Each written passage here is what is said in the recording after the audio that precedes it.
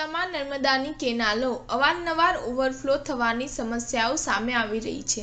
કેનાલમાં ગાબડા પડવાનો સિલસિલો યથાવત રહ્યો છે, ત્યારે ફરી એકવાર તંત્રની બેદરકારીના કારણે નર્મદાની ડિસ્ટ્રિક્ટ કેનાલ ઓવરફ્લો થતાં લાખો લીટર પાણી વહી ગયું હતું। રાધનપુર તાલુકાના મોટી પીપળી ગામે વધુ એક નર્મદાની કેનાલ ઓવરફ્લો થવાની ઘટના સામે આવી રહી છે।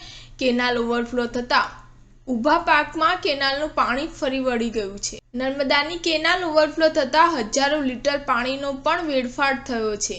કેનાલનું પાણી ઊભા પાકમાં તેમજ ખેડૂતોના ઝૂંપડા સુધી પહોંચ્યું છે। મેમદાવાદ ગામે પસાર થતી પીપળી ડિસ્ટ્રિક્ટ કેનાલ ઓવરફ્લો થતાં 15 વીઘા વિસ્તારમાં કેનાલનું પાણી ફરી વળ્યું છે।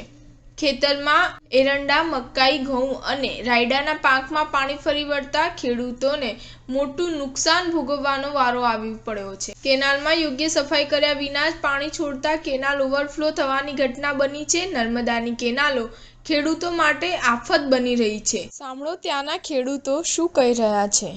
અમારા ખેતર પાસેથી કેનાલ નીકળી છે, જેથી કારણે અમારા ખેતરમાં નુકસાન થાય છે અને રાતના 3 વાગે ઓવરફ્લો કેનાલ થતાં અમારા ખેતરોમાં પાણી ભરાઈ ગયું છે। તો અમારે આનું નુકસાન કેના જોડેથી લેવું? ક્યાં પાણી છોડનારા કનેથી લેવું કે કોન્ટ્રાક્ટર કનેથી લેવું કે આગળ પાણી જાય એના કનેથી? કેનાલ ચાલે એનો અમને કાંઈ વાંધો નથી, પણ માપની છોડે તો સારું। અમારા ખેતરોમાં બહુ નુકસાન થયું છે। કયા પાકને નુકસાન થયું છે?